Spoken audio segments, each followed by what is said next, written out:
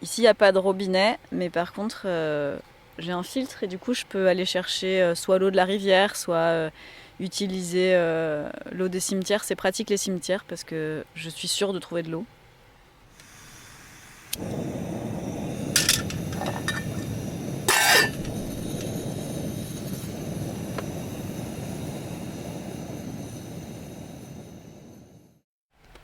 Donc, je m'appelle Aline, j'ai bientôt 40 ans.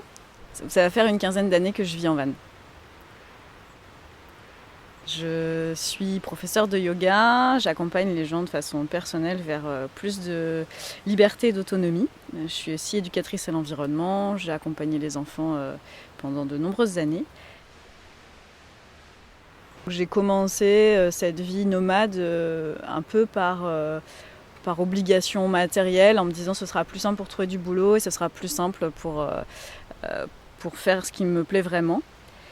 Et petit à petit, j'y ai pris goût, je me suis installée un peu mieux. C'est devenu de plus en plus joyeux pour moi, cette vie quotidienne simple et vraiment reliée à la nature, à ce qui m'entoure.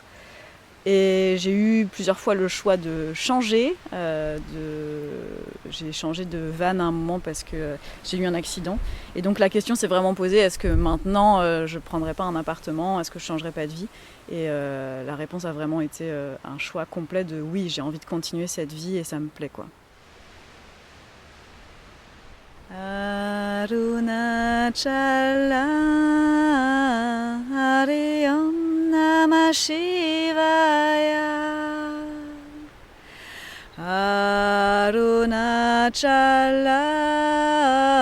Hare Om Namah Shivaya Hare Om Hare Om Hare Om Namah Shivaya.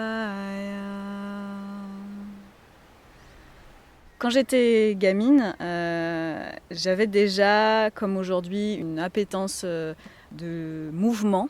Je ne savais pas comment j'allais faire pour vivre en étant heureuse entre quatre murs. C'était déjà quelque chose qui me questionnait. J'étais beaucoup dehors parce qu'on a vécu dans la nature avec mes parents. Et donc l'idée de vivre en van n'était pas là, mais le ressenti de ce que j'avais envie de vivre, oui, existait déjà. Évidemment, autour de moi, on m'a beaucoup dit « t'es une femme, t'es toute seule, tu vas vivre une vie nomade, tu vas être dans des lieux, tu vas être en insécurité ». Il y avait beaucoup l'insécurité qui est ressortie. En fait, la première chose que les gens me disaient, mais c'est dangereux. Parfois, je me suis embourbée dans le sable, mais en fait, je ne suis pas en danger. Je suis moins en danger que la majeure partie des personnes parce que j'ai avec moi de l'eau, de la nourriture, de quoi me protéger du froid. Et donc, je peux, dans n'importe quelle circonstance, traverser les difficultés assez facilement. Et je pense que ce que les gens avaient en tête en termes de danger, ce n'est pas vraiment les dangers liés à la vie dans la nature, mais le danger d'être agressé. Et j'ai subi aucune agression. Je me suis retrouvée sur des parkings où il y avait du deal de drogue. C'est la police qui est venue m'en informer. Mais j'avais pas l'impression pour autant d'être en danger parce que dans mon van, je suis protégée. Personne ne peut vraiment imaginer que je vis dedans. Au début, j'ai vraiment essayé d'être discrète au maximum. Je fermais tout, j'essayais que la lumière se voie pas. J'avais fait même des tests je regardais de l'extérieur si on me voyait à l'intérieur, si on voyait la lumière, etc. Aujourd'hui, je suis beaucoup plus à l'aise. Je dors très souvent la portière ouverte. Ça m'est complètement égal que les gens voient que je suis à l'intérieur. Je ferme pour me sentir à l'aise chez moi et vraiment être chez moi. Ce qui revient souvent en termes de préjugés, entre guillemets, sur la van life, c'est que c'est la liberté. Effectivement, ça m'a apporté beaucoup de liberté. Et d'un autre côté, pas du tout. Et c'est beaucoup plus de contraintes que de vivre dans un lieu de vie avec de l'eau courante au robinet, avec une douche chaude, avec de l'espace. Quand il pleut ou qu'il y a beaucoup trop de vent, je peux pas faire de yoga par exemple. Et en même temps, cette contrainte de la météo, elle est aussi super enrichissante parce que c'est ce qui m'a permis d'expérimenter et de développer des adaptations physiologiques.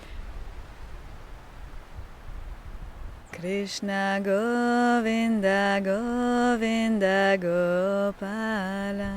Krishna Govinda Govinda Gopala.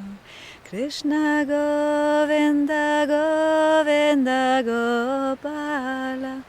Krishna Murare Mano Aranandara.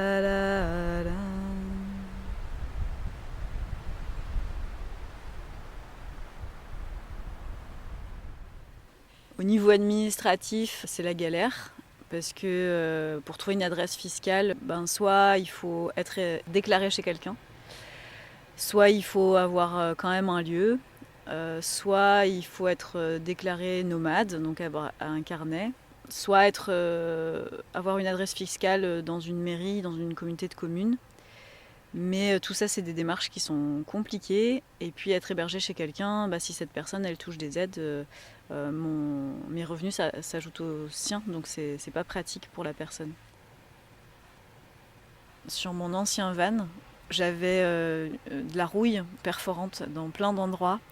Et donc j'ai appris comment on traite la rouille, comment on essaye d'éviter que ça s'étende et que ça devienne une catastrophe. Alors j'ai quand même eu vraiment de la chance jusqu'à présent, mais il y a quand même un apprentissage en termes de travail manuel, d'entretien, que j'ai eu à faire, qui fait partie des contraintes, quoi. C'est assez difficile pour moi de savoir mon empreinte écologique et de pouvoir la comparer si j'avais une vie avec un appartement. Mais si j'avais un appartement et un véhicule et que je me déplaçais pour aller au travail, évidemment que là, mon empreinte, elle est beaucoup moins importante en vivant dans un van.